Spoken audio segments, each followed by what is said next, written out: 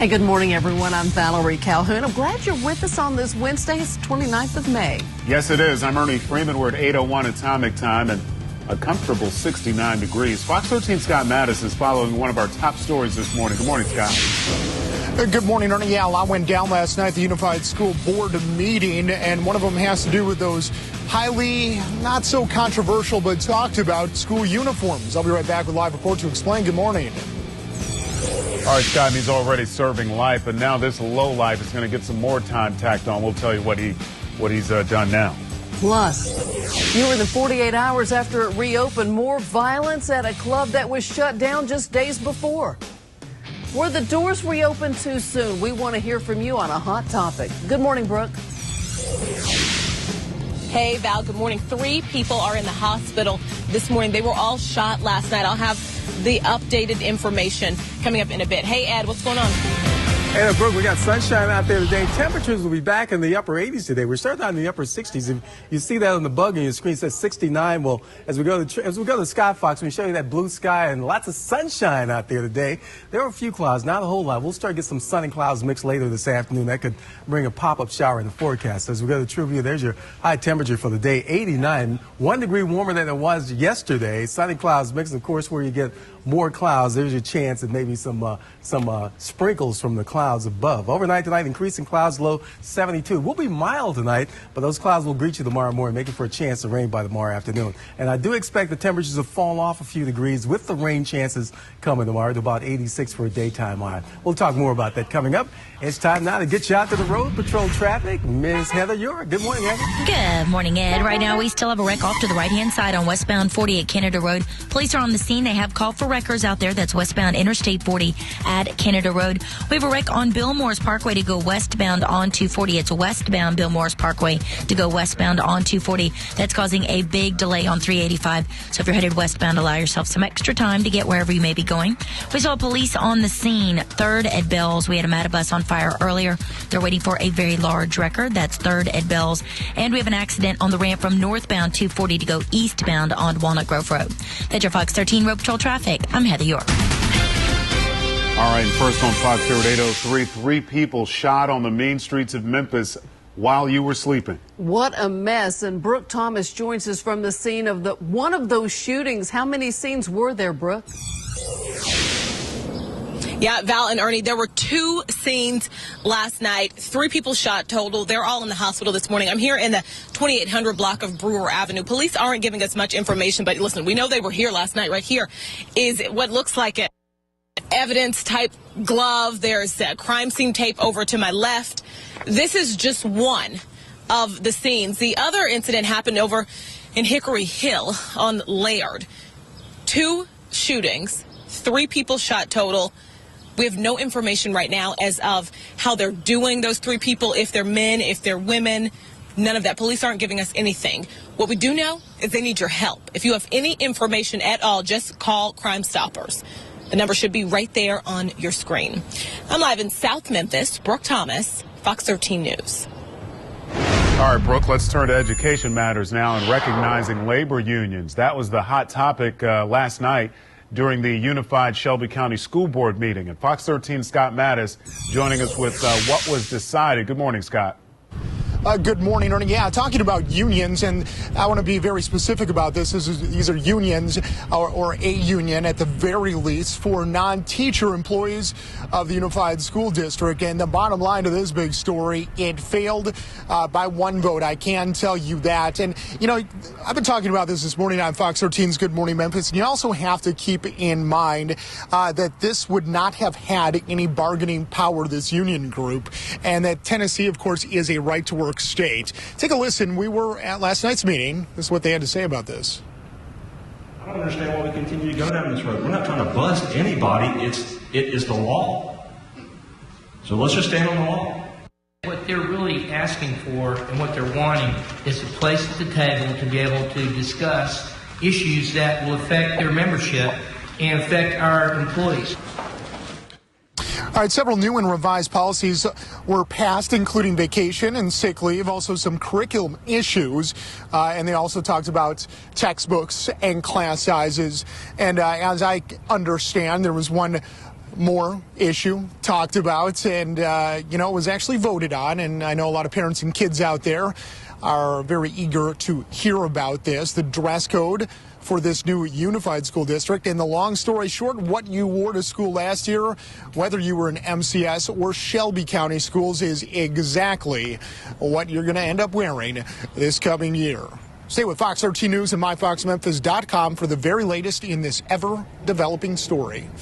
Back to you guys in the studio. Thanks, Scott. Got 6 minutes after 8. You know it takes money to run for any political position, and the office of mayor for the town of South Haven, no exception. Fox 13's Trey Paul joins us in studio with a breakdown on who spent what and how much they have left. And a lot of numbers here, Trey. A lot of money here, too. Hey, Val, yeah, we'll start with Mayor Greg Davis. His total campaign contribution, $19,000. Davis spent a little more than $15,000 on his campaign. And according to the report, Davis has about $5,300 left to spend. Then there's Republican challenger Darren Musselwhite.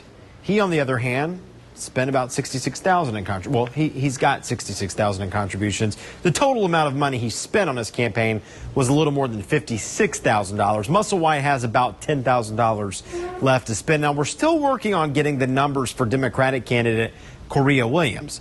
If you'd like to see those campaign reports for some of the candidates, just go to our MyFox Memphis Facebook page. We've posted a link there for you. Live in the studio this morning, Trey Paul. Good morning, Memphis.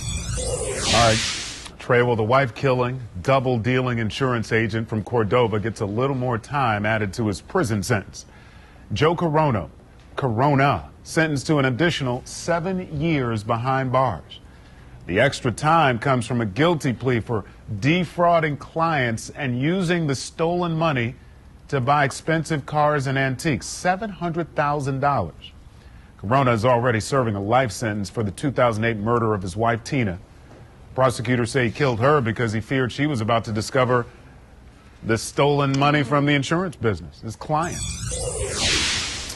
Well, a loophole in the Memphis City Code could help a group of motels that were shut down by the DA's office as public nuisances. That code revolves around hourly rates, and attorneys for both sides are taking a closer look. Fox 13's Bota Umam was in court for the meeting of the minds yesterday.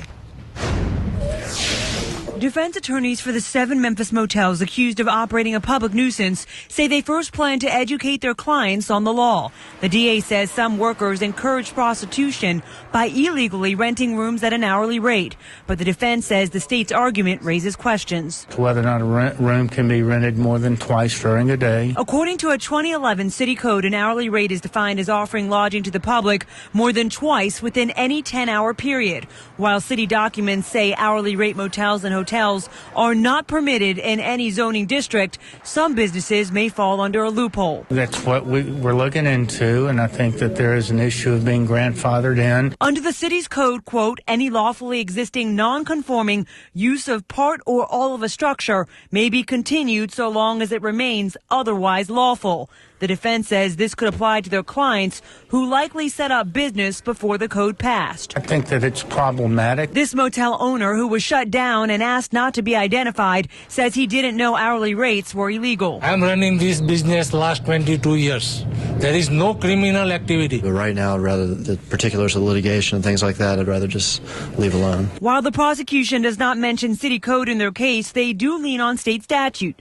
But the defense says state law on this issue is not specific. There's a generic reference to the hourly rate limitation, which is more of a local city ordinance issue.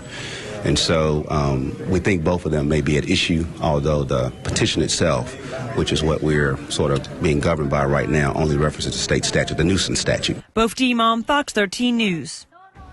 During that 14-month investigation, police responded a total of 350 times to those same 7 motels. Crimes for like rape, prostitution, and robbery. That case has been continued till today, and we, of course, are following this story. We'll have an update for you once we get out of court. Well, a Memphis judge allows Club 152 to reopen after being deemed a public nuisance, and 2 days later, a woman was stabbed inside that club just 2 days after it reopened. The club was shut down after undercover officers witnessed drug sales going on in there, all kinds of other stuff. And so they made a deal, club owners and the government. And according to this deal, Club 152 owners had to fire workers involved in any kind of criminal activity.